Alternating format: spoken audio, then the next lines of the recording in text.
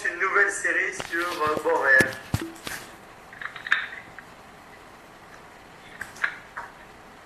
On y va? À toi. Top. Bonsoir à tout le monde. Donc comme l'a dit Daniel, on va commencer un nouveau sujet. En fait, on continue la liste des 39 travaux interdits le jour du Shabbat. Donc si je ne me trompe pas, on est bien, je crois qu'on a fait 5 mélachot. D'accord, les 5 premières de la liste des 39 mélachot qui font partie de la liste des 39 mélachot du jour du Shabbat. On a vu Zoréa. Zoréa, c'est semer. Choresh d'abord en premier, labourer. Après Zoréa, c'est-à-dire semer. Kotser, cueillir. Mehamer, mettre en tas. Dash, battre le blé.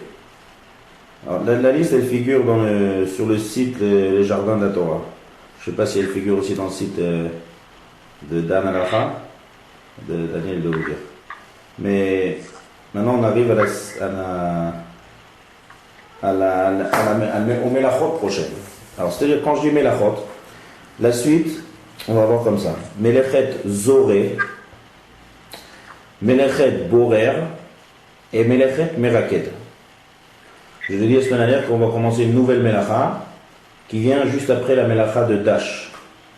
C'est la Melacha de Borer. En fait, sur la liste, il y a 3 Melachot. 3 Melachot différents qui rentrent qui se ressemblent. C'est bien 3 Melachot différentes et qui se ressemblent. D'abord, je vais vous les dire, je vais les traduire et on va essayer d'expliquer chacune. Vous allez voir après le point commun qui est entre les 3. Juste après Dash, il y a Zoré. Zoré, ça s'écrit Zain, Vav, Resh, He. Zoré, traduction, c'est vanner. Vanner. C'est quoi, pardon? Vanner, pas faire des blagues. Ah oui, d'accord. Vanner, ça veut dire, si je prends par exemple le blé, je prends une genre de faucille comme ça, ou une pelle, je jette ça au vent. Et par le vent, ça va se séparer. D'ailleurs, je vais expliquer en même temps, je traduis. Zoré, c'est vanner. Borer, c'est trier. D'accord? Ça, c'est le nom de la Melacha qui est le plus connu. C'est Borer. Ensuite. J'entends pas. Oh, allô? On a un son extrêmement mauvais. Je n'entends pas du tout. Je n'entends pas du tout. Moi, je vous entends bien. Mordechai, on t'entend pas bien. Ben, je vais crier. Non, ça changerait. Non? Non, c'est bon, là, c'est reparti. Hein. On peut continuer. Top. Donc, on a dit. Les 3 mélachot à venir, il y a Zoré, Borer et Meraked. Vanner, trier, et Meraked, c'est tamiser. D'accord? Donc en fait, on va étudier maintenant 3 mélachot nouvelles. 3 mélachot nouvelles. Alors pour ça, il faut que je fasse encore une autre introduction. Qu'on a vu en fait, est-ce que c'est un sujet nouveau? En fait, il faut répéter encore des notions qu'on a vues dans les cours de l'introduction. Tout ce qui est interdit de faire le Shabbat, qu'est-ce qui va me prescrire, qu'est-ce qui est permis, qu'est-ce qui est interdit? À la base, c'est ce qu'il y avait dans la construction du Mishkan. D'accord? Vous vous rappelez le passouk qui nous dit dans Parashat quel parashat c'est? Parashat Vayakel. On nous dit que on construit le Mishkan. La construction du Mishkan est juxtaposée à l'interdit de faire des travaux le jour du Shabbat. Quel rapport? C'est pour nous dire que tout ce qu'on fait, toutes les étapes qu'on fait au Mishkan, c'est la liste des choses qui sont interdites de faire le jour du Shabbat. D'accord? Donc ça, c'est un principe de base.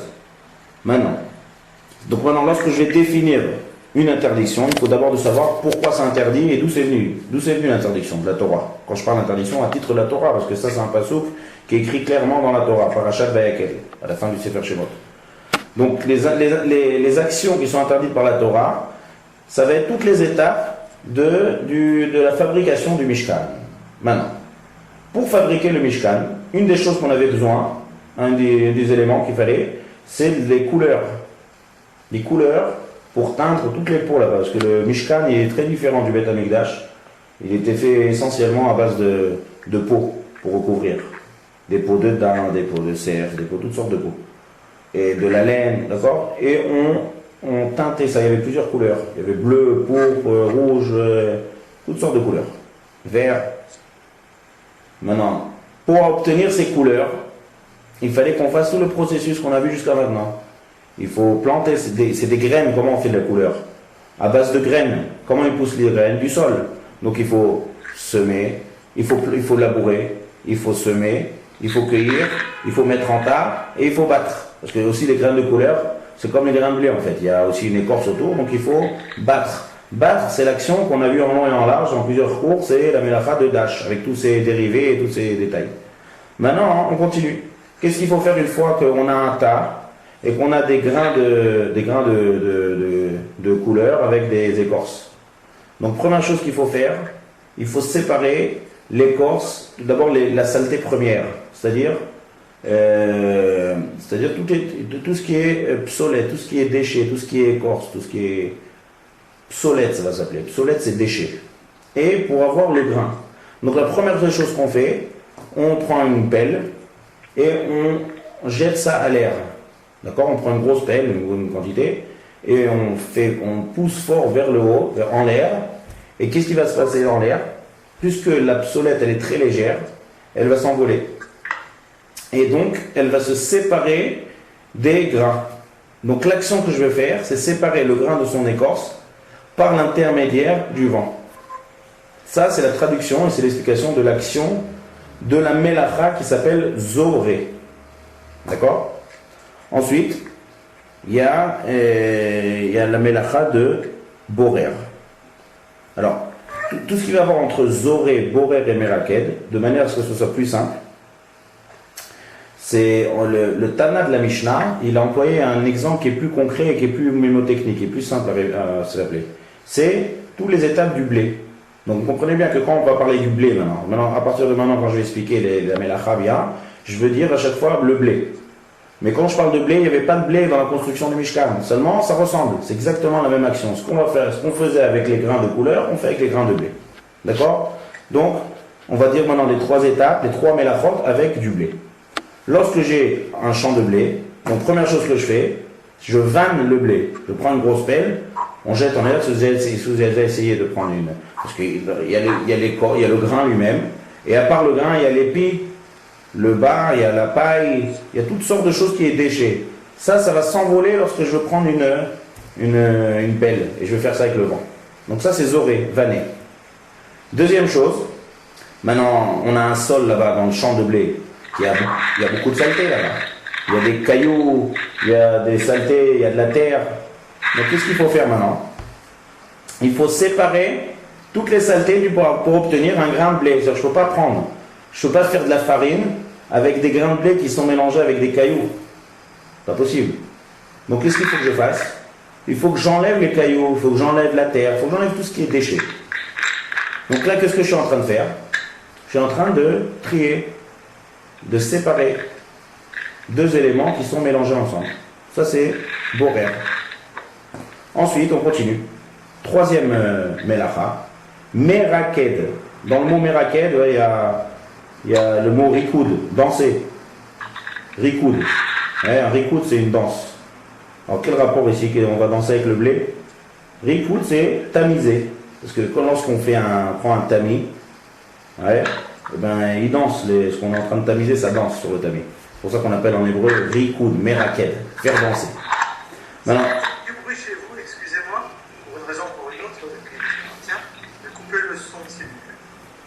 on m'entend bien par ça? À part ça, ça va. C'est moins bien que d'habitude, mais ça va. Bon. Donc, Rikoud. Rikoud, c'est faire danser sur le tamis, c'est-à-dire tamiser. Maintenant, regardez bien. Cette étape-là, en fait, je l'ai devancée. Entre Borer et Meraked, il y a une autre Melacha entre les deux. Parce qu'en général, qu'est-ce qu'on tamise? En général, on tamise quelque chose qui est farine qu'on a déjà moulu. Donc il y a une mélacha qui est entre les deux, qui s'appelle tochen. Tochen, c'est moudre. Ça veut dire que pour le blé, il y a plusieurs étapes. D'abord, on vanne pour enlever les écorces. Ensuite, on trie, on enlève les cailloux, tout ce qui est sale. Après, une fois qu'on a les grains de blé propres, on met ça dans un moulin et on moule. mais dès qu'on fait la première, dès qu'on commence à moudre, la farine n'est pas encore nickel. Il faut tamiser. D'accord? Donc cette étape que je dis meraked, elle va se situer après la melacha de tochen. Mais étant donné que tochen, c'est une melacha bifniatz, à part elle-même, d'accord? C'est une melacha spéciale qui va aussi nous durer plusieurs cours. Donc, je mets ça de côté pour l'instant et je réunis les trois. Zoré, Borer et Meraked. D'accord? Vané, trier et tamiser. Ça, ce sont les trois avot melacha. C'est quoi Av? Rappelez-vous dans les cours d'introduction, il y a Av et Tolda. Av, c'est le père et Tolda, c'est la dérivée. Parce que lorsque je dis quelque chose qui est interdit le jour du Shabbat, comme par exemple battre le blé, rappelez-vous qu'il y a encore plein de mélachot qui sont interdits. Il y a battre, il y a presser, il y a traire la vache, il y a essorer un habit. Tout ça, c'est des toldot. Toldot, ça veut dire quoi? C'est des dérivés du travaux interdit qui est père qu'il y avait au Mishkan. Seulement, c'est pas seulement la chose qu'il y avait au Mishkan qui est interdit. C'est tout ce qui va être exactement la même chose qui va rentrer sous la même définition. D'accord? Comme on l'a vu à toutes les mélachot. Donc les trois actions pères, on va les appeler, s'appellent trois avot. C'est vanner, trier et tamiser. Maintenant, moi je vous ai dit au début du cours qu'on a étudié qu'une seule mélacha, là. Pourquoi je vous donne trois mélachot en même temps? Alors il faut savoir que le Talmud, dans Masechet Shabbat, il nous dit comme ça. Hayinu borer, hayinu zoré, hayinu meraked. Hayinu, ça veut dire c'est pareil, c'est idem, c'est la même chose. C'est-à-dire que la Gemara nous dit que Zoré, Borer et Meraked, c'est le même principe. C'est-à-dire quoi? C'est le même principe. Ça veut dire qu'ils répondent à la même définition, les trois. C'est exactement la même définition. En général, chaque Av Melacha, il a chacun une définition bien précise et bien différente. C'est une étape qui est bien différente. Seulement là, on a quelque chose d'intéressant. On a 3 mélachot parmi les 39, mais ces 3-là, elles rentrent elles-mêmes sous une même définition. Mais c'est quand même 3 av. Alors ça, c'est intéressant. Si ça répond à la même définition, donc on n'a qu'à nous dire 1, et après nous-mêmes on comprend le principe et on n'a qu'à voir toutes sortes d'actions qui ressemblent à ça. Mais étant donné que dans la Mishnah, on enseigne ça en tant que 3 distincts, ça veut dire qu'on a quelque chose de spécial à apprendre de chacun des 3. Et si j'avais mis qu'un seul, ben j'aurais pas pu apprendre ces principes-là. Donc, ces 3 choses-là, ces 3 actions, elles ont chacun un chidouche, quelque chose de spécial que ça vient nous apprendre chacun. Alors, première chose, c'est que les 3, elles sont, comme on l'a dit tout à l'heure, à 3 étapes différentes. C'est-à-dire, on ne peut pas vanner, trier et tamiser en même temps. C'est 3 étapes. Les 3 étapes, elles sont différentes. C'est-à-dire, on a 3 moments précis. 3 moments différents. À part ça, chacun, il a quelque chose de spécial. Zoré, vanner, d'accord? Vanner, ça se fait par l'intermédiaire du vent. C'est ça l'élément ici qui est intéressant. C'est le vent qui va faire, c'est mon action que ce que je fais, je suis en train de jeter. Qu'est-ce qui va séparer les deux? C'est le vent. Borer, c'est pas le vent, c'est moi-même qui va prendre les cailloux, qui va prendre les saletés, qui va essayer de les trier. Donc c'est une action de la personne directement sur le mélange. Meraked, ce qui est intéressant ici, c'est qu'on utilise un ustensile. On utilise un tamis. On peut pas faire meraked, on ne peut pas tamiser avec des mains. On tamise avec un ustensile. Donc la raison, je répète, les 3, ils ont le même principe. Mais pourquoi on les a séparés en 3? Pour nous apprendre qu'en fait, il y a 3 critères très très différents les uns des autres. Et en fait, chacun pour avoir En fait, nous ensemble, on va dire en grand qu'on est Chayav Mishum Borer. D'accord? On va dire en grand, le titre c'est Borer, c'est-à-dire trier. Parce qu'en fait, même lorsqu'on vanne, en fait, c'est une sorte de tri. Et même lorsqu'on tamise, c'est une sorte de tri. Donc nous, on va appeler en grand Borer. Mais en fait, savoir pour être précis, il y a Zoré, Borer, Meraked, et chacun des 3, j'apprends 3 critères très différents, en fait, malgré qu'ils ont la même définition. 1, séparé avec le vent. 2, séparé avec ma main. Et le 3e, c'est séparé avec un cli, avec un ustensile. Donc les trois, c'est d'abord, et comme on l'a dit aussi tout à l'heure, les trois elles sont à trois étapes distinctes. C'est pas en même temps. On n'est pas Zoré et Borer et Meraked en même temps. Donc, techniquement aujourd'hui, peu importe si on dit qu'on est Chaya Mishum Zoré ou Mishum Borer, c'est qu'au temps du Bet Amikdash, il y avait une différence. Aujourd'hui, on explique ça bien pour bien comprendre pour entrer bien dans la définition de chaque action et comprendre bien quels critères il y a. Vanner, trier et tamiser. D'accord? Il y a des questions pour l'instant ou tout est clair? C'est bon? Dans la construction du Beth Amikdash, il y avait du Zoré. Qu'est-ce qu'il faisait en fait avec. Alors, comme j'ai dit tout à l'heure, il y avait des graines de couleur. D'accord. Non, les graines de couleur, elles sont comme les graines de blé, elles sont avec une écorce. Pour pouvoir faire de la couleur, comment on faisait? On prenait ces graines, on vannait pour séparer les écorces des grains. Après, étant donné que c'était mélangé avec du sable, avec de la terre, donc on a besoin de trier à la main, d'enlever les saletés pour obtenir des grains propres. Après, on faisait moudre ces graines. On obtenait comme ça, je ne sais pas ce qu'on obtenait, on obtenait une poudre comme ça. Cette poudre-là, on faisait melechet lâche. Ah, je vous ai dit que c'est entre eux. Je vous ai dit qu'il n'y a que tochen. Il y a aussi une autre mélacha entre les deux. Il y a tochen et lâche. C'est-à-dire moudre et pétrir. Après, on obtenait une genre de pâte comme ça qui est faite à base de graines de couleur. Et après, on faisait meraked. Oh, non, émettre meraked, non. Meraked, c'est avant tochen. C'est juste après tochen. C'est-à-dire, une fois que j'obtiens, je moule, je tamise ce que j'ai moulu pour enlever toutes les saletés qu'il y a dans la trina. D'accord? Comment on dit trina là? Dans la pâte, non? Dans la presse, non, je ne sais pas comment on dit ça, moudre le blé. moulu. Voilà. D'accord? Dans le blé moulu. Dans la poudre, compliqué le français, hein? Dans les graines, d'accord? Dans ce qu'on a obtenu, dans la poudre qu'on a obtenue, elle n'est pas encore nickel. C'est comme la farine. Quand on moule la première fois, les grains de blé. Pour l'affiner. Voilà, il faut l'affiner, il faut la raffiner, il faut la sortir bien comment je t'arrive. Donc ça, on a besoin de la tamiser.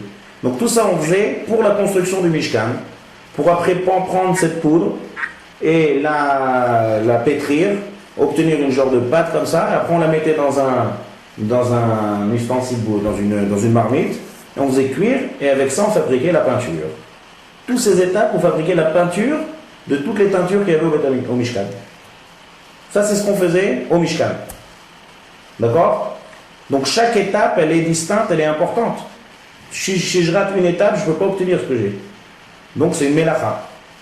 Maintenant, nous, plus facilement, le Tana de la Mishnah, il a transcrit ça en blé. C'est exactement la même chose. Tout ce qui se passe avec le blé se passe avec ses grains de couleur.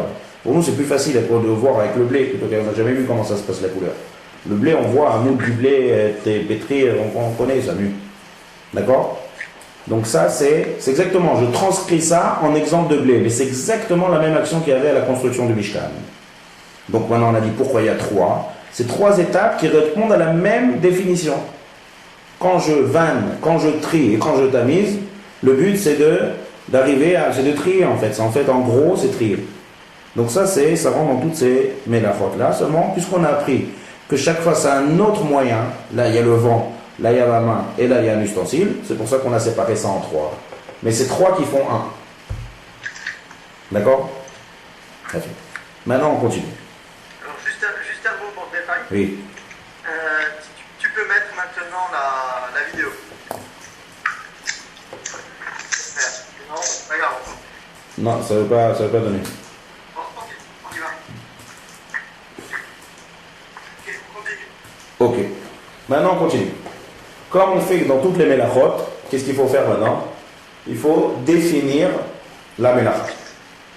Alors là, si vous vous rappelez des cours d'avant, c'est l'étape la plus importante, parce que c'est la base de tous les cours. Lorsqu'on définit bien une mélacha, alors après, on va voir toutes les actions, et je vais réfléchir, est-ce que cette action, ça rentre dans cette définition, ça rentre pas dans cette définition?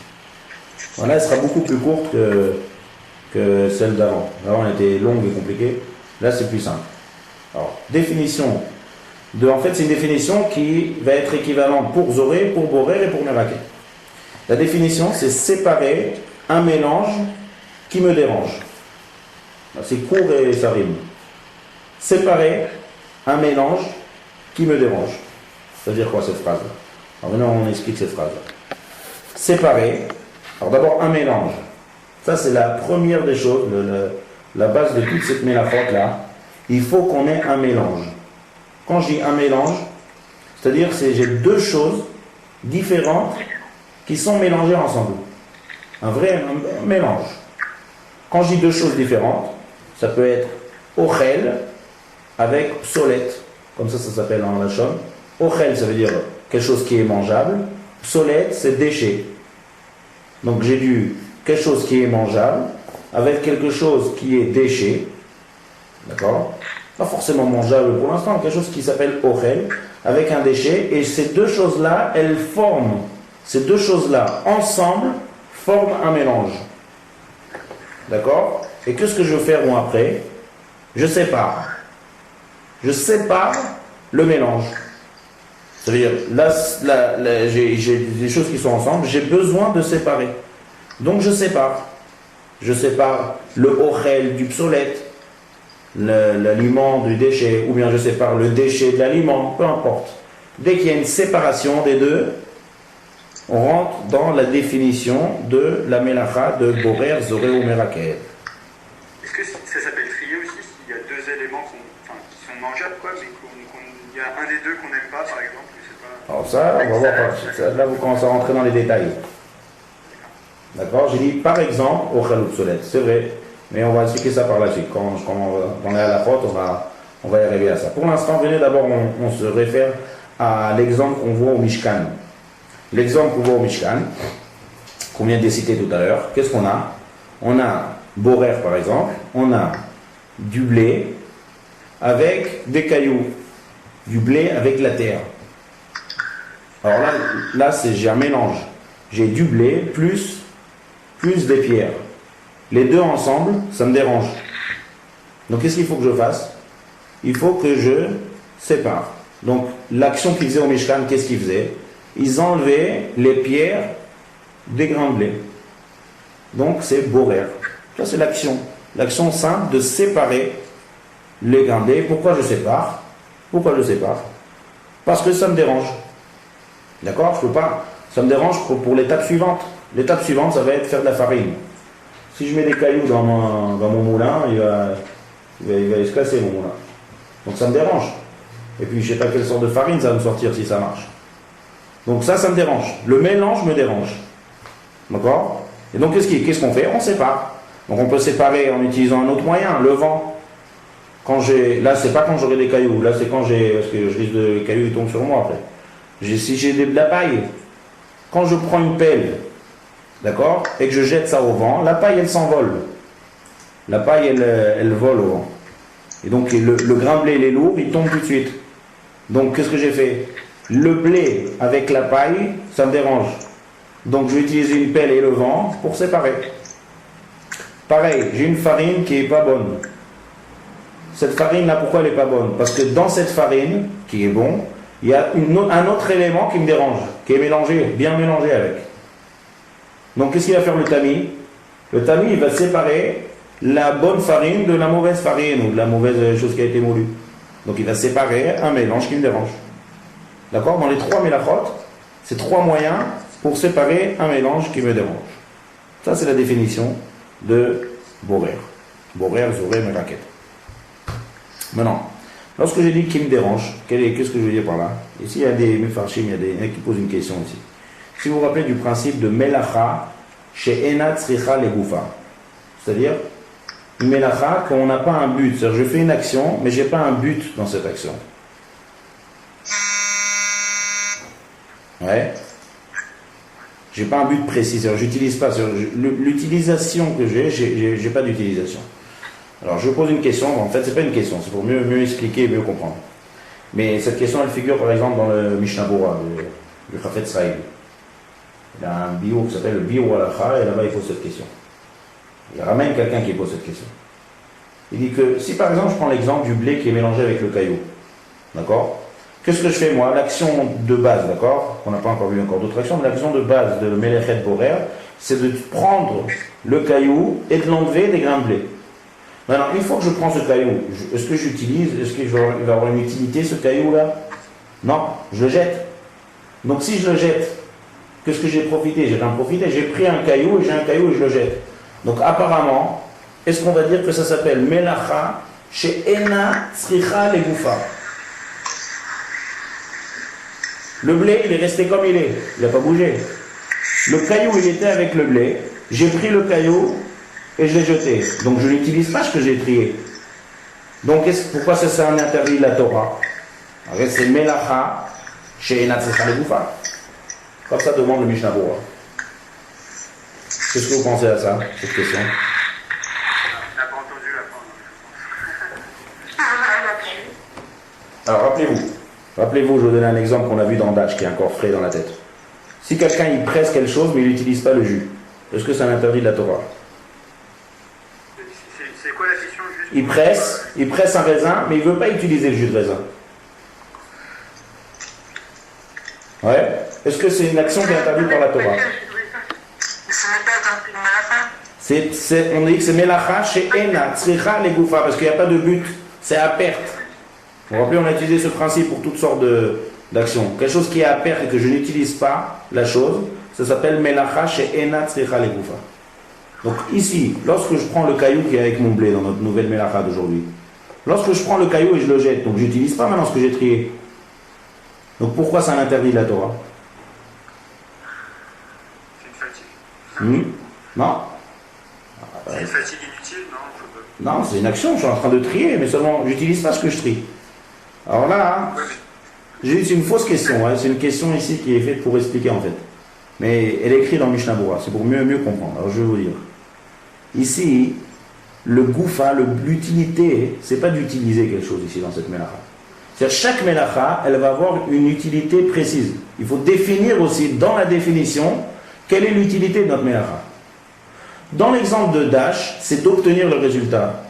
On va appeler battre le blé pour utiliser le grain, presser pour utiliser le jus, traire pour utiliser le lait. Si je n'utilise pas le lait ou le jus, ce n'est pas un interdit de la Torah parce que je n'arrive pas au but. Ici, il faut définir c'est quoi le but. Ici, le but, ce n'est pas d'utiliser ce que j'ai trié. Le but ici, dans la définition, on a dit séparer un mélange qui me dérange. Venons à l'analyse. Pourquoi le mélange, il me dérange? Pourquoi lorsque j'ai des cailloux avec du blé, ça me dérange? Comme on l'a vu tout à l'heure. Parce que le blé n'est pas utilisable. Donc quel est le but ici? Le but, il est que je ne veux pas que le blé soit avec présence de cailloux. C'est-à-dire en fait, je veux arranger le blé. Si je transforme la définition d'un autre côté, d'un autre angle. Séparer un mélange qui me dérange, c'est en fait arranger un des deux composants du mélange. Ça revient au même. Ça, c'est le but, ça. C'est-à-dire que lorsque j'ai un mélange, je ne veux pas que les deux éléments soient ensemble. Donc mon but, c'est d'obtenir du blé qui est sans mélange. Du blé pur. Donc maintenant, lorsque je vais prendre le caillou, c'est vrai que le caillou, je ne veux pas l'utiliser, mais le but ici, il n'est pas du tout dans l'obsolète, dans le déchet. Le but, il est d'obtenir un aliment qui est sans déchet. Et ça, c'est interdit, et ça, c'est le but. Et le but a été rempli. Parce que pourquoi j'enlève le caillou? Pour que mon blé soit nickel. Donc, dans notre définition, dès que j'ai arrangé le mélange, d'accord? Et là, vous allez bien comprendre ça, vous allez avoir d'autres cas qui vont être différents, et on va étudier toutes sortes de halachot avec cette définition-là. Le but, il faut que j'arrange le mélange. D'accord? Et dès que j'ai un but, que j'ai arrangé le mélange, eh bien, ça a été atteint ce but, parce que maintenant j'ai enlevé ce qui me dérangeait. Donc ça, c'est la mélacha totale, et ça remplit à tous les critères de l'interdit qui est de la Torah. D'accord? Donc c'est pas mélacha chez Natsra le Goufa, c'est mélacha chez Tzricha le Goufa. Le gouf ici, c'est arranger le mélange. D'accord? Maintenant, un dernier point pour introduire ce sujet. Il y a chaque mélachot, il y a un shiur. C'est-à-dire qu'il y a une mesure. Pour pouvoir transgresser, c'est un interdit de la Torah, il faut une certaine mesure. Une mesure qu'il y a, c'est gros guéret. Gros guéret, et Je ne sais pas exactement la quantité, mais c'est comme la mesure d'une figue. Une figue, c'est à peu près, je sais pas, à l'époque de la Torah, les figues, elles étaient plus grosses. J'ai pas en tête la mesure exacte, c'est la prochaine fois, mais il faut une mesure, une certaine mesure. Ça veut dire que si par exemple, j'ai un grain de blé avec un caillou, ça suffit pas. C'est-à-dire si on va dire comme ça, pas un grain de blé. On va dire j'ai 2 grains de blé avec un caillou au milieu qui me dérange. Bien mélanger les 3 ensemble, et que j'enlève le caillou, c'est pas assez suffisant. C'est-à-dire que le résultat que j'ai, qui est en fait 2 grains de blé, c'est pas assez important pour transgresser de la Torah. Ça sera quand même interdit. Mais pour dire que j'ai fait une mélacha, ça suffit pas. Il faut un certain shiur. D'accord? Ça s'appelle le shiur de gros béret. Donc ça, c'est l'introduction aux 3 mélachot parmi les 39, vanner, trier, tamiser, qui les 3 répondent à la même définition, qui est séparer un mélange qui me dérange. Clair? Ça c'est la définition de notre mélacha. Une fois que la définition elle est claire, maintenant on va commencer à traiter chacun des 3. Alors comment ça va se passer? Zoré, ça va être très rapide, même 1 minute ou 2 minutes, parce qu'il n'y a pas trop de cas qui sont pratiques dans la mélacha de Zoré, en utilisant le vent. Personne ne prend une grosse pelle le jour de Shabbat et prend un mélange et le jette par la fenêtre et sépare les deux. C'est rare. Mais vous allez voir qu'il y a quand même un cas qui est très très pratique, qui rentre dans ça, mais étant donné qu'il n'y a pas trop de détails là-dessus dans Zoré, la majorité des cours, quand je dis des cours, je ne sais pas combien il va en avoir, mais il va en avoir pas mal. 4, 5 au moins. On va rentrer plutôt dans le Borer. Et là vous allez voir qu'il y a beaucoup de détails. C'est que le Mishnah Bora, c'est le grand Mefaresh sur le Shulchan Aruch, du Chafetz Chaim. Tout le monde a entendu parler du Chafetz Chaim, qui habitait à Radin. Celui qui est plus connu sur le Sefer de Shmirat HaLashon, sur la Lachot de Lashon Hara. Il a fait toute une explication sur le traité du Shulchan Aruch de la Lachot Shabbat. Et là-bas, avant de commencer à commenter le Shulchan Aruch sur ces halachot là, il dit qu'il y a beaucoup de gens, il dit que cette halakha, je veux bien l'expliquer en détail. Tout il explique en détail, mais là spécialement, il dit qu'il va bien s'attarder en détail, parce que beaucoup de gens se trompent dans cette mélacha. Beaucoup de gens nirchalim de cette mélacha de Borer, et en fait sont mechalelim Shabbat. Comme on a dit dans les cours d'introduction, que pour être shomer Shabbat, il faut connaître les règles. Alors il y a un Mechalel Shabbat professionnel qui connaît, qui sait que c'est interdit et qui fait par de plein gré. Ça, on ne parle pas de ça. Mais il y a Shogeg. Shogeg, c'est de ne pas savoir. Mais nul n'est censé ignorer la loi. Donc Shogeg, c'est pas une bonne réponse, Shogeg. Shogeg, il faut apprendre. Quand on dit je sais pas, et on est là pour apprendre. Donc puisqu'il faut apprendre, il faut connaître les mélachas. Tout le temps qu'on ne connaît pas la mélacha, donc en d'autres termes, on est Mechalel Shabbat. On transgresse le Shabbat, par inadvertance, mais ça s'appelle transgresser. Donc il faut connaître.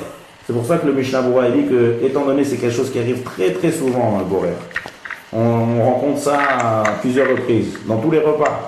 Avant le repas, pendant le repas, après le repas.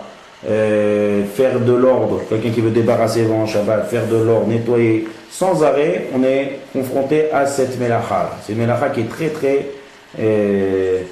très courante.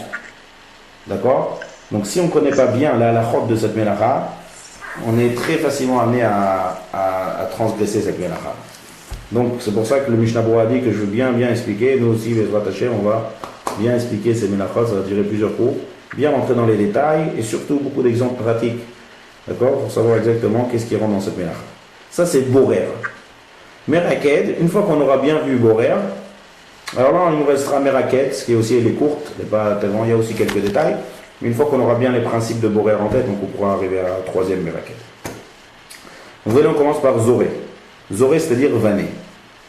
Quel exemple on peut avoir les maasé pratiques dans ce Zoré là? Alors regarde un exemple, je pose ce qu'il me donne.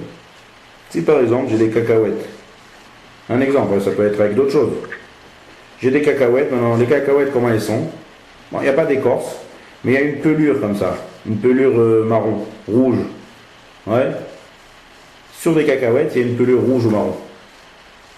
Maintenant, j'ai plusieurs, je prends une assiette, Je mets plusieurs cacahuètes comme ça dans l'assiette. Et il y a quelques pelures, il y en a qui sont accrochées sur la cacahuète, il y en a qui ne sont pas exactement accrochées. Elles se baladent un peu comme ça entre les cacahuètes. Donc qu'est-ce qu'on a maintenant devant nous?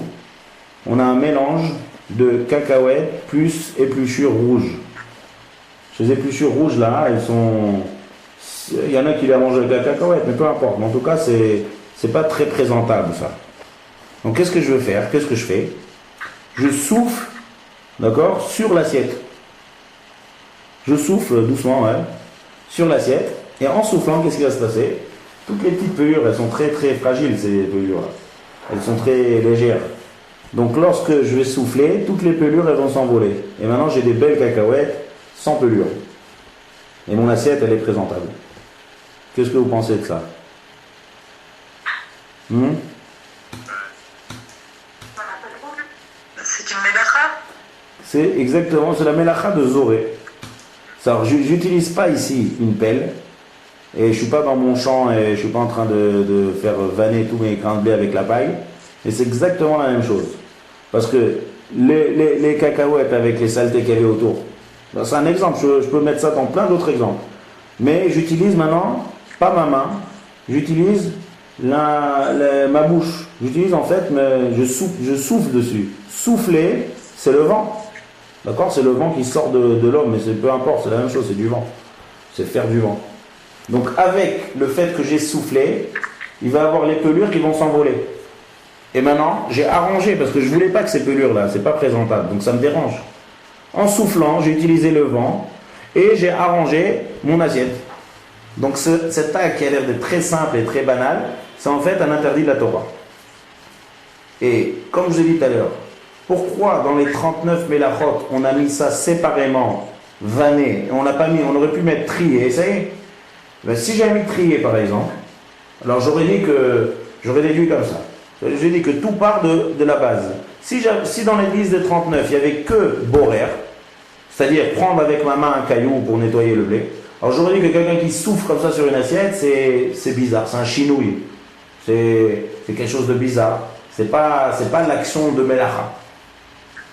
Mais, étant donné qu'on a mis une Melacha spéciale qui s'appelle Vané, de là j'apprends que tout le temps que j'utilise le vent pour séparer deux choses, que ce soit avec une pelle ou que ce soit en soufflant, peu importe. Il y a un point commun aux deux que j'utilise le vent. C'est pas la pelle ici. Parce que si c'est le keli, si c'est l'ustensile, ça c'est la troisième, c'est une raison pourquoi j'ai écrit en troisièmement le tamis. C'est-à-dire chacun il vient m'apprendre quelque chose, qu'il y a un critère qui rentre dans toutes les définitions de Torah. Le vent, le tamis, la main. Donc si maintenant j'utilise en soufflant, c'est le vent. Le vent il va séparer les deux. Si c'est quelque chose de léger, si j'ai un mélange de deux choses lourdes, je peux souffler jusqu'à demain, ça va se séparer. Mais lorsque j'ai des saletés qui sont très très légères, et c'est ce qui se passe aussi avec le blé et la paille c'est très très léger par rapport au grain de blé. Donc le vent ça suffit, j'utilise le vent, j'ai séparé, donc c'est un interdit de la Torah. En langage de Chachamim, ça s'appelle Tolda. Tolda. Tolda, comme c'est dérivé. Voilà. Comme la paracha de Toldot. Toldot, on parle là-bas, elle est Toldot Yitzhak ben Abraham. Le Yitzhak, le fils de Abraham. On dit paracha Toldot, il y a 2-3 semaines. Donc là aussi, Tolada, c'est dérivé de le Hav. Le Hav, c'est prendre une pelle, jeter ça en l'air, et par l'air, ça va séparer les deux. Et là, je souffle sur une assiette. C'est une dérivée, c'est pas du tout le Hav, mais c'est le même principe. C'est exactement le même principe, exactement la même définition. D'accord, maintenant on continue. Si, par exemple, j'ai devenu un cas bizarre, mais en fait, plus que les poskim, ils ont parlé de ce cas-là, donc c'est pour ça que je vous parle de ça. Il y a par exemple, j'ai un déodorant, le jour du Shabbat, d'accord? Donc maintenant, j'utilise pas maintenant sur l'homme, ça c'est pas notre sujet aujourd'hui. Je prends pas un déodorant pour une personne, un déodorisant. Ouais. Au moment où je presse, qu'est-ce qui se passe? Au moment où je presse, le liquide, il va se disperser, c'est-à-dire il était concentré dans ma bouteille. En appuyant, il va se disperser dans la pièce. Grâce à quoi ça s'est dispersé?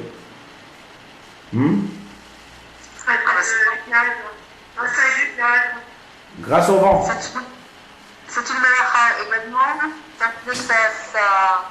C'est comme le souffle. Ça... Ah, il a fait, alors c'est pour ça que j'ai bien fait d'en parler alors. Quand je prends ces déodorisants là et je presse dessus, qu'est-ce qui se passe? C'est qui va faire séparer tout le liquide qui est concentré dans la bouteille? C'est l'impression La pression, elle aide à sortir de la bouteille. Mais après, comment ça se sépare et ça se disperse dans la pièce? C'est le vent. C'est l'air. comme un souffle. Donc, est-ce que je suis en train de faire la mélacha de Zoré lorsque j'appuie sur un déodorisant? Oui. Oui. Donc vous dites que si quelqu'un va aux toilettes et il veut utiliser un déodorisant un jour du Shabbat, c'est un interdit de la Torah de presser sur le déodorisant. Oui. Alors, si vous dites oui, il faut que ça réponde à la définition. Rappelez-vous de la définition. Je relis la définition. Séparer un mélange qui me dérange. Est-ce que ça répond à la définition On ne sépare rien du tout. On ne sépare pas, on diffuse du liquide. Très bien, très bien. L'auteur, je sais pas. Très bien, non? On ne sépare rien, il n'y a pas de séparation. Il n'y a pas de séparation et il n'y a pas de mélange. Donc c'est vrai que ça ressemble un peu dans l'acte parce que c'est quelque chose qui a été concentré et que par l'intermédiaire du vent ça va se séparer, ça va se diffuser. Mais il manque l'essentiel ici. Où est le mélange? Et où est... Il n'y a pas de mélange ici. C'est un produit qui va se diffuser par l'intermédiaire du vent. Mais où est le mélange? Et qu'est-ce qui me dérange aussi? C'est pas le mélange, c'est pas le mélange, c'est diffusé. Oui. Donc moi je dis que ce n'est pas dû au mélange, c'est dû au diffuseur. Donc si je diffuse quelque chose, en quoi ça répond à la définition de l'interdit? Par l'air. L'air, c'est un détail dans la définition. Ça veut dire que séparer un mélange qui me dérange par l'intermédiaire de l'air. C'est-à-dire, il n'y a que le par l'intermédiaire de l'air qui est là. Tout le début, il n'existe pas. Où est le mélange? Où est la séparation du mélange? Il n'y a rien qui dérange. Il n'y a rien qui dérange, il n'y a pas de mélange, il n'y a pas de séparation. Donc, c'est tout à fait permis. Sorry. Clair? Vous voyez comment c'est important de définir la définition. De la définition, si ça ne répond pas à la définition, il manque quelque chose, c'est fini, c'est plus interdit. Alors des fois on passe à un interdit des chachamim, et des fois, comme ici où il n'y a rien du tout dans la définition, donc on passe à mutar gamour, il n'y a aucun problème. D'accord? Mais je vous en parle parce que il y a, dans les poskim, ils parlent de ça. Dans les livres de la Chod, dans les contemporains, ils parlent de ce sujet-là.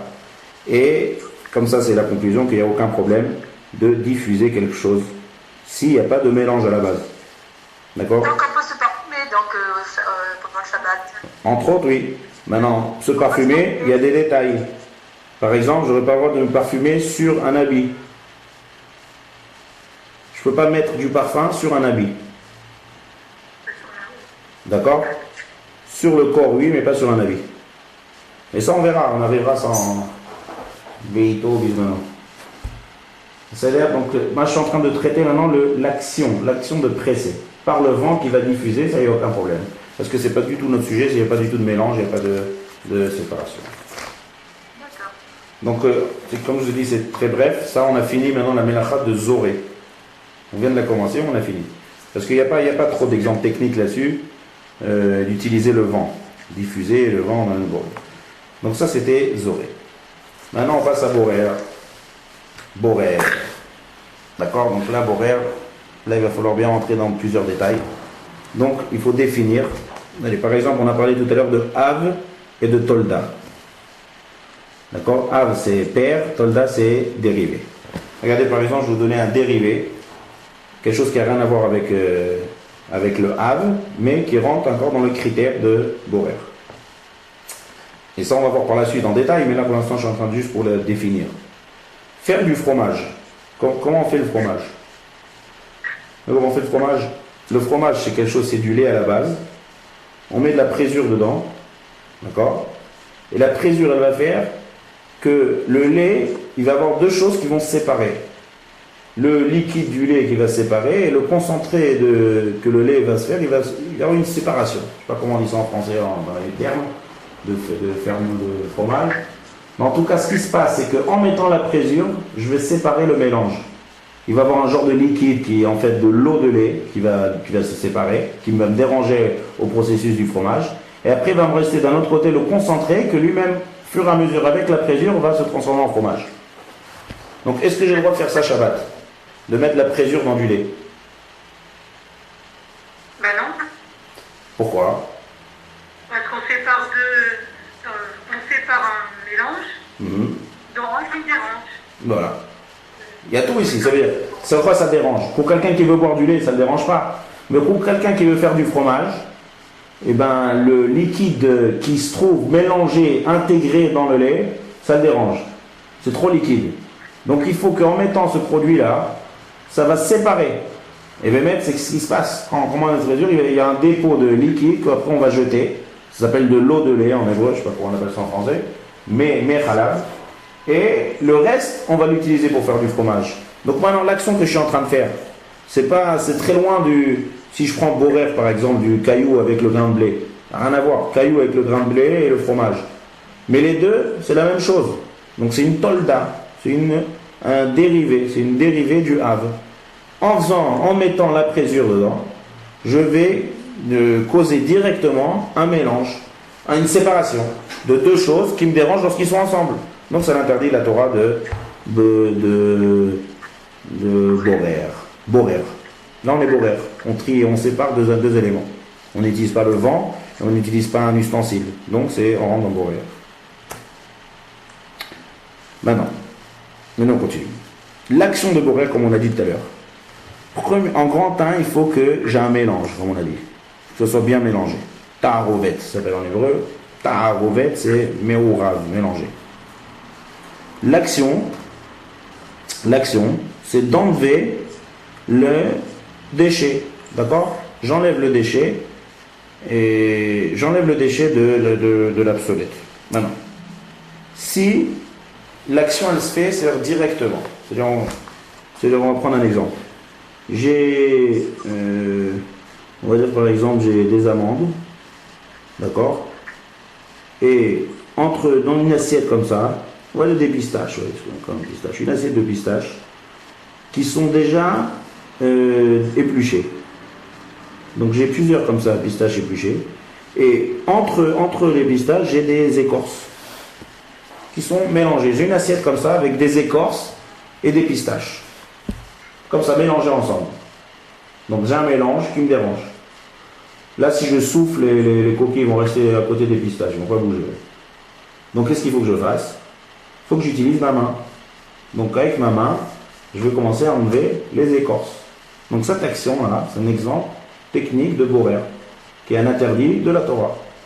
Donc vous voyez comment c'est très très fréquent cette histoire. Ça peut être ça sur plein de sortes de formes et de différences. J'ai dans une assiette deux éléments qui sont bien mélangés. Pour l'instant, je suis en train de parler d'un aliment qui est mélangé avec une psolète. D'accord?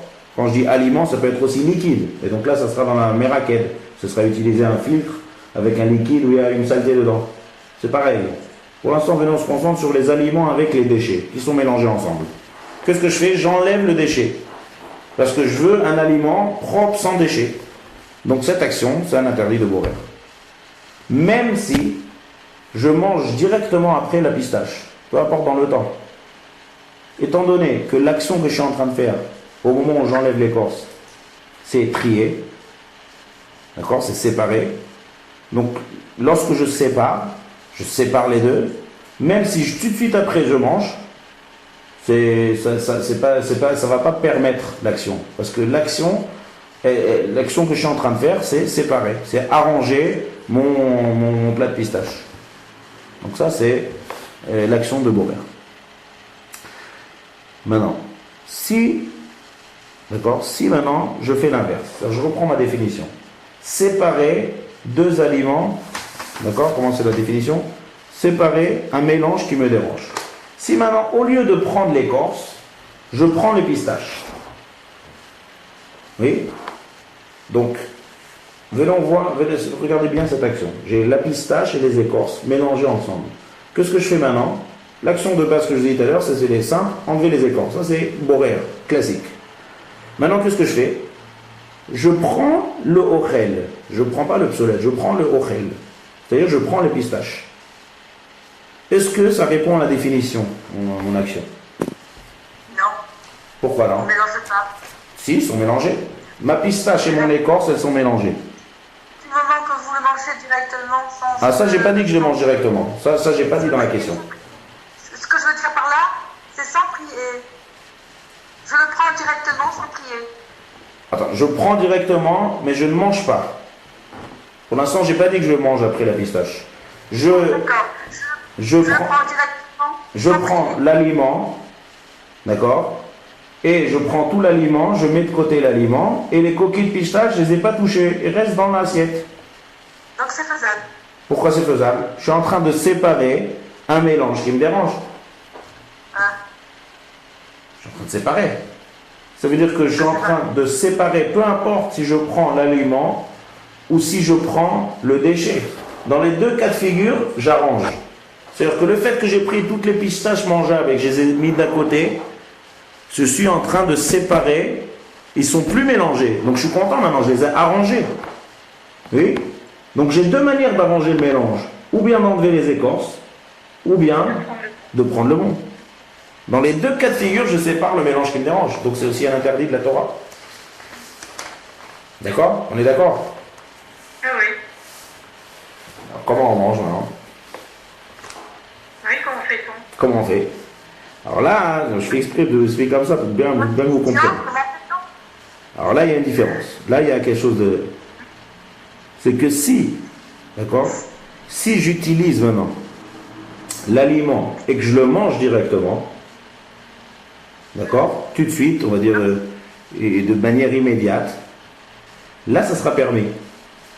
Ah, c'est ce que je voulais dire tout à l'heure. Oui, mais tout à l'heure, j'ai pas dit que je mangeais l'aliment.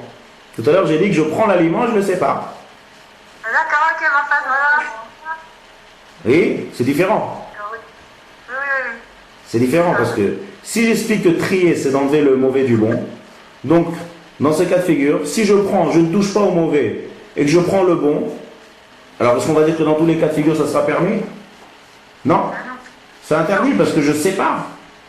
D'accord? Si le but, c'est d'arranger, j'ai deux manières identiques d'arranger. Ou bien j'enlève les écorces, ou bien je prends le bon. Dans les deux cas de figure, j'ai arrangé, j'ai trié. Le tri, c'est fait. Peu importe qu'il se fait de cette manière ou de cette manière. C'est-à-dire que si jamais je sépare, on va dire par exemple, regardez, j'ai une assiette comme ça, avec, comme on est en train de dire, du manger avec des écorces.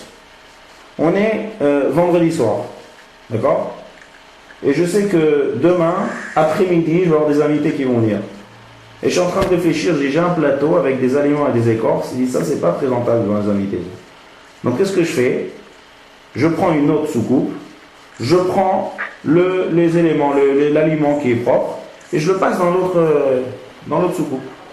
Et les déchets ils restent dans la première, je ne les ai pas touchés. Pour quand je fais? Là, qu'est-ce que je suis en train de faire? Je suis en train de trier.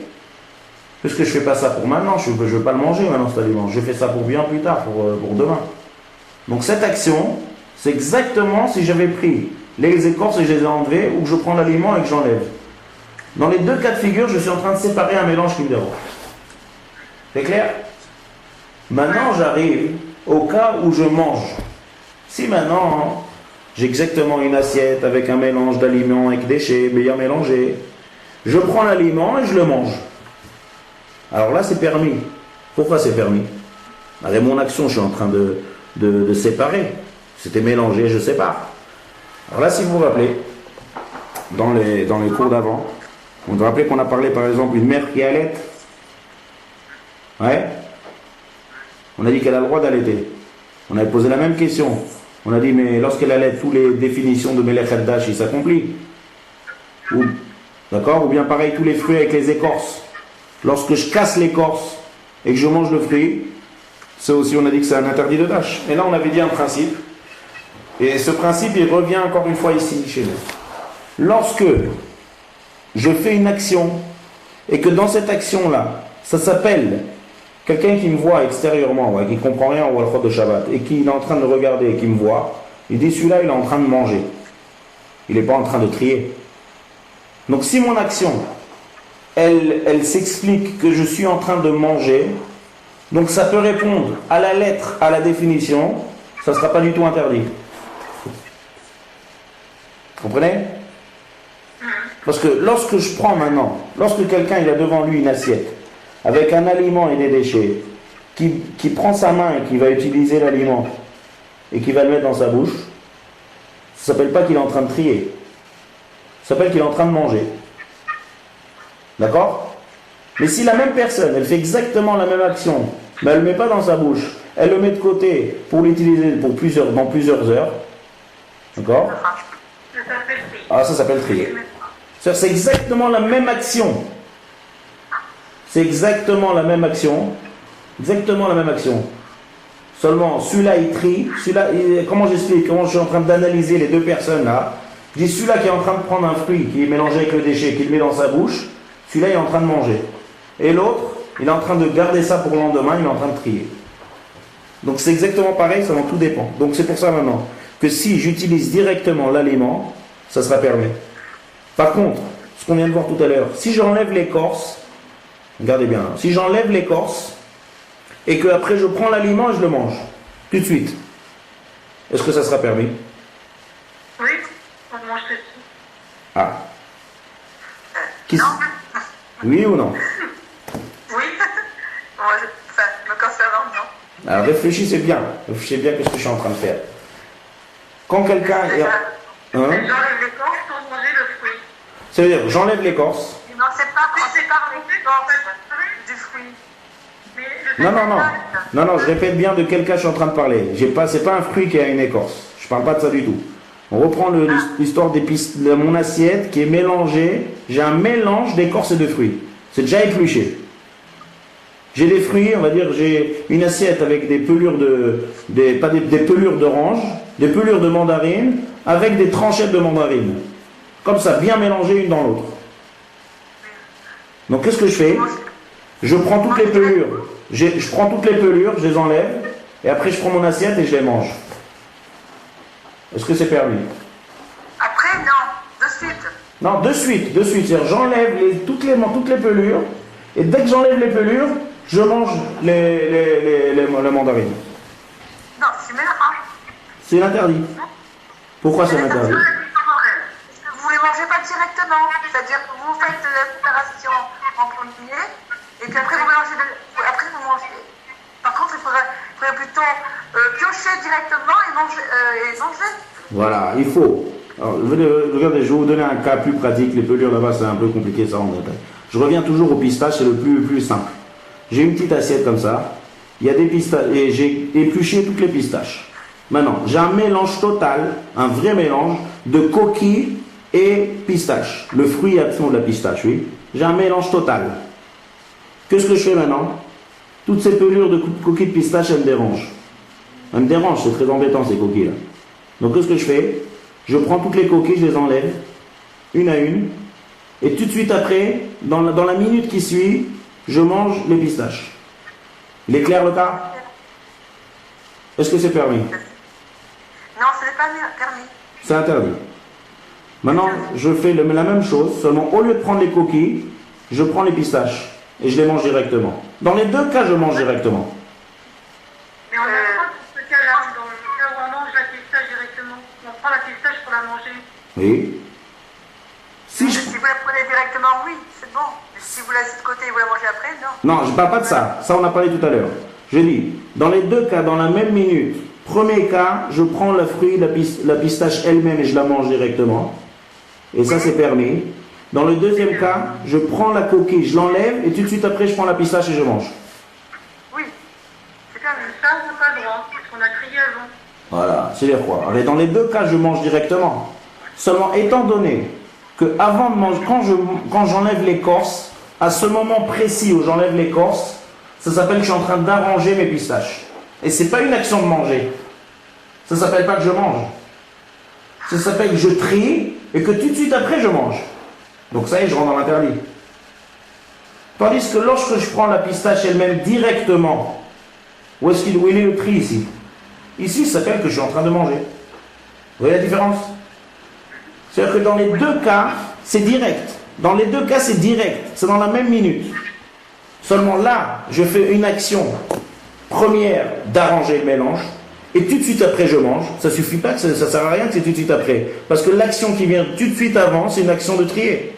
Donc, qu'est-ce que ça peut me faire que c'est juste après, je mange? Ça sert à rien.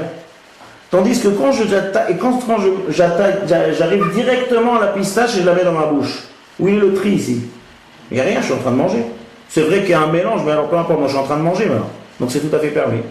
Si je garde cette pistache une fois que je l'ai prise, pas pour maintenant, mais dans l'intention de le garder dans plusieurs heures, alors là ça s'appelle maintenant que je le trie, je mets de côté, j'arrange cette pistache.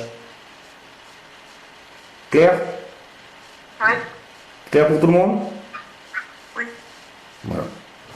Donc ça c'est les deux premiers cas, d'accord? Les deux premiers cas de Borer. Quand est-ce que ça arrive à Borer? On va continuer après par la suite. Qu'est-ce que c'est? Combien de temps il faut? Est-ce que j'ai besoin de manger directement dans la seconde qui suit, ou on peut attendre un certain nombre du temps? Si je suis dans un repas et que je prends l'aliment mais que je ne veux pas le manger tout de suite, si je suis en cuisine et que je veux préparer le repas, donc forcément pour préparer un repas, il y a toujours du bon et du mauvais qui est mélangé, je vais mettre le bon de côté. Est-ce que ça s'appelle aussi Borer? Parce que quand la personne qui est en cuisine, elle ne va pas manger tout le bon, après il ne va plus rien rester pour la table. Non, c'est préparer un repas, c'est pas... Alors ça, on va voir la semaine prochaine. On va voir que, qu'est-ce que c'est ce miyad, ça s'appelle en hébreu. C'est-à-dire, on a dit que si j'utilise le mauvais, si je suis en train de prendre directement le mauvais et l'enlever, ça, tout le monde, on est clair que c'est un interdit de trier. Mais lorsque je prends le bon, on a donné deux cas aujourd'hui. On a parlé d'un cas que je fais ça pour plusieurs heures, et on a parlé d'un cas où je prends et je le mets dans ma bouche. Alors, entre ces deux, et on a dit, mettre dans la bouche, c'est manger. Préparer dans plusieurs heures, ça c'est trier. Alors, où est la limite là? Donc, dans quel cas je rentre dans le trier, et dans quel cas je rentre dans manger? Ça, il va falloir rentrer dans les détails et expliquer qu'est-ce qui s'appelle tout de suite et qui rentre dans la définition de manger, et qu'est-ce qui s'appelle ultérieurement et que ça s'appelle pas manger, et donc trier. C'est-à-dire que si je reste dans la limite de manger, qu'on va voir, qu'on va définir plus tard, la semaine prochaine, les Adachem, là ça s'appellera manger, c'est permis. Dès que je sors de cette définition, automatiquement, qu'est-ce que ça s'appelle? Trier, parce que j'arrange un mélange qui me dérange. J'ai séparé le bon du mauvais. Si c'est pas pour manger, ça s'appelle trier. Donc, où est la limite? Ça, on verra ça dans le cours d'après. On terminera aussi la définition de Borer. Voilà. Il y a des questions sur tout ce qu'on a vu aujourd'hui? Merci beaucoup et passez de bonnes fêtes. Shavuot, un bon Hanouka à tout le monde. Voilà, à la semaine prochaine, Bezrat Hashem. Voilà. Oui, personne ne me voit.